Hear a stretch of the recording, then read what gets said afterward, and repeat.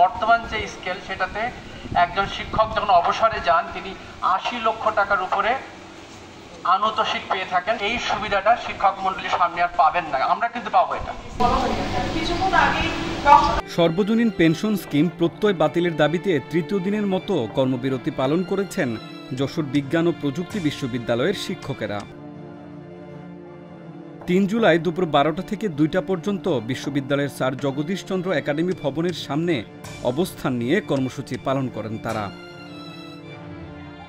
এই pension scheme চালুর পরে শিক্ষকবৃন্দ যে সবচেয়ে বড় ক্ষতির সম্মুখীন হবেন সেটা বর্তমান যে স্কেল সেটাতে একজন শিক্ষক যখন অবসরে যান তিনি ৮০ লক্ষ টাকার উপরে আনুতোষিক পেয়ে থাকেন। শুধু এটা শিক্ষক না, সরকারি সার্ভিস যারা করেন, পেনশন যারা ভোগ করেন, সবাই এটা পেয়ে থাকেন। এই সুবিধাটা শিক্ষক মণ্ডলীর সামনে আর পাবেন না, আমরা কিন্তু পাবো এটা। তাহলে আমাদের আন্দোলন হচ্ছে দেশ ও দেশের মানুষের জন্য, সাধারণ জনগণের জন্য। এটা আমি একটু ব্যাখ্যা করি। যখন এই সুবিধাটা কেটে নেওয়া হবে তখন আমার বিভাগের যে ফার্স্ট হবে বা খুব মেধাবী যোগ্য যা, তারা কিন্তু আর এই পাবলিক বিশ্ববিদ্যালয়ে যোগদান করবেন না। তাহলে পাবলিক বিশ্ববিদ্যালয়ে কারা যোগদান করবেন? যারা অন্য চাকরি পাবেন না, অপেক্ষাকৃত কম যোগ্যতা সম্পন্ন, তারা পাবলিক বিশ্ববিদ্যালয়ে আসবেন। তখন কম যোগ্যতা সম্পন্ন শিক্ষকের হাতে অবশ্যই পাবলিক বিশ্ববিদ্যালয়ের শিক্ষার মান পতন ঘটবে, ধস নামবে। এ সময় অর্থ মন্ত্রণালয়ের জারিকৃত পেনশন সংক্রান্ত প্রজ্ঞাপন প্রত্যাহার করে শিক্ষকদের জন্য প্রতিশ্রুত সুপার গ্রেডে বিশ্ববিদ্যালয়ের শিক্ষকদের অন্তর্ভুক্তির দাবি জানান।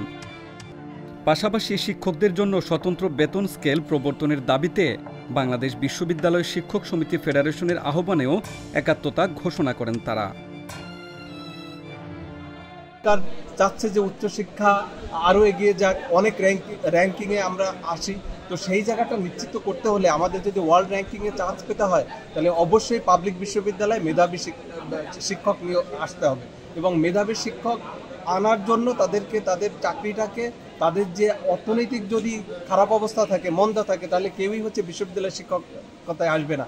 আমরা চেষ্টা করেছি যে আমাদের ক্লাস এবং পরীক্ষাগুলো কিন্তু আমরা সচল রেখেছি, কিন্তু যখন থেকে আমাদের প্রত্যয় স্কিম চালুই হয়ে গেছে ১লা জুলাই, তখন তো আসলে আমাদের দেয়ালে পিঠ থেকে গেছে, আমাদের কিছু করণীয় নাই।